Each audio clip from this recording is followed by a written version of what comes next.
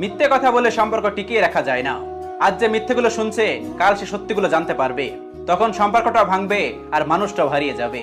কারোর বিশ্বাস নিয়ে খেললে হয়তো তোমার কোনো ক্ষতি হবে না, কিন্তু যাকে তুমি ঠকাবে সে আর কখনোই কাউকে মন থেকে বিশ্বাস করতে পারবে না। আমরা বলি তার মন ভেঙেছে, কিন্তু কেউ তার বিশ্বাস নিয়ে খেলেছে। মিথ্যে কথার একটা বাজে দিক হলো, কেউ একবার মিথ্যে বললে আরো 10টা মিথ্যা বলতে হয় মিথ্যাটা ঢাকার জন্য। আর সত্যি কথা একবার বললে সেটা আর মনে রাখতে হয় না। অর্থাৎ মিথ্যে বললে মনে রাখতে হয়, কারণ পরের বার আরেকটা মিথ্যা গুছিয়ে বলতে হয় যাতে ধরা না পড়ে।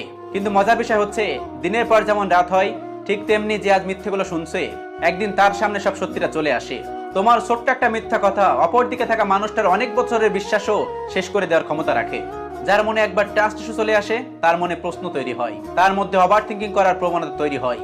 অর্থাৎ তোমার একটা ছোট্ট মিথ্যা কথার কারণে একটা মানুষের মানসিক ক্ষতির কারণ হয়ে যায়। মিথ্যে কথা বলে সেই সময় কোনো কিছু ধামাচাপা দিয়ে গেলেও ভবিষ্যতে সেটা পরিষ্কার হয়ে যায়।